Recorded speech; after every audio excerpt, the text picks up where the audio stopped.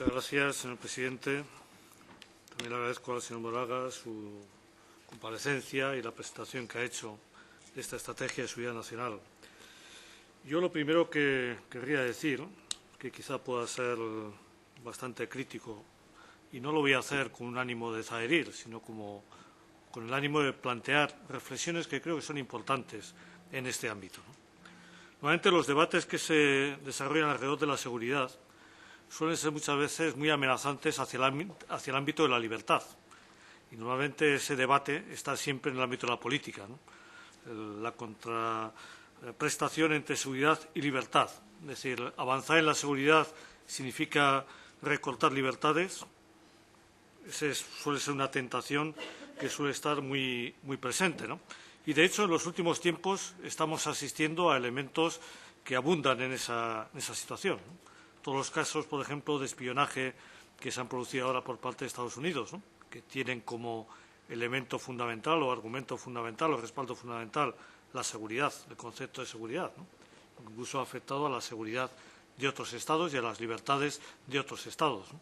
Es decir, es algo que está muy presente y que es una tentación muy próxima. Por lo tanto, la primera reflexión que querría hacer es que hablar de seguridad solo es posible desde el reforzamiento de las libertades y desde el establecimiento de garantías de las libertades individuales y de las libertades colectivas. Y que en este ámbito no se puede aplicar, en este ni en ningún otro, ¿no?, el principio de que el fin justifica los medios, ¿no? Creo que es un elemento que es importante ponerlo encima de la mesa, sobre todo dada la experiencia, ¿no?, en el ámbito internacional y también dentro del propio Estado español, ¿no? Es decir, hoy mismo, por ejemplo, tenemos pues noticias, ¿no?, de un uso impropio de medidas de seguridad, ¿no? Es decir, cuando se filtran a medios de comunicación conversaciones privadas, ¿no?, mantenidas, por ejemplo, con el señor Otegi, con el señor Garitano, conversaciones que legalmente pueden ser intervenidas, ¿no?, pero legalmente no pueden ser hechas públicas, ¿no? Entonces, bueno, cuando desde los aparatos del Estado se comete esa ilegalidad en contra del artículo 197 del Código Penal, pues eso significa que esa tentación que decía antes, ¿no?, de que el fin justifica los medios, pueda estar encima de la mesa, ¿no?, y que plantee pues dudas sobre si esa estrategia de seguridad nacional va a estar sustentada en el principio de defensa de las libertades o en otros principios, ¿no? Por eso yo creo que es un elemento fundamental poner encima de la mesa la necesidad de que la seguridad solo es posible desde la salvaguarda y la defensa de las libertades y las libertades individuales, ¿no?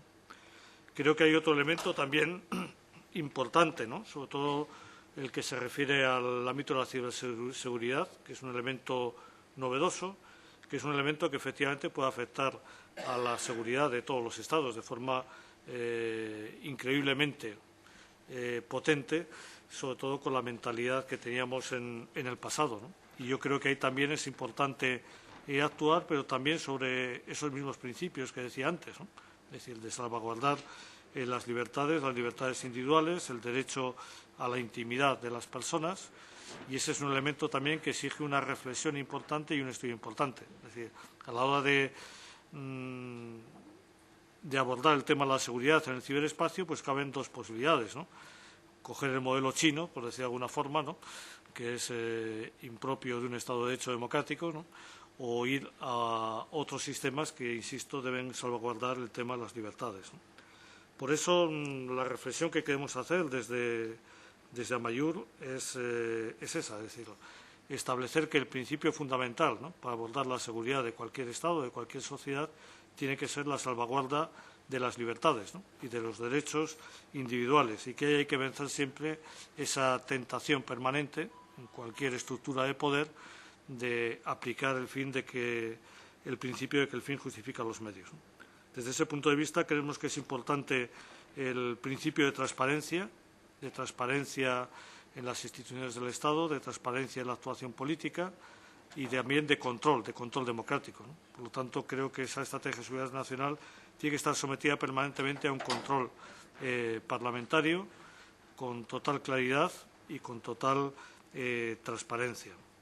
Y, finalmente, quiero subrayar también otro principio que creo es fundamental en el ámbito de la seguridad, ¿no?, y es el el compromiso de lucha contra el fraude, contra la corrupción, porque probablemente ese sea el elemento más grave o que pueda atentar de forma más importante ahora mismo a la seguridad de las instituciones, ¿no?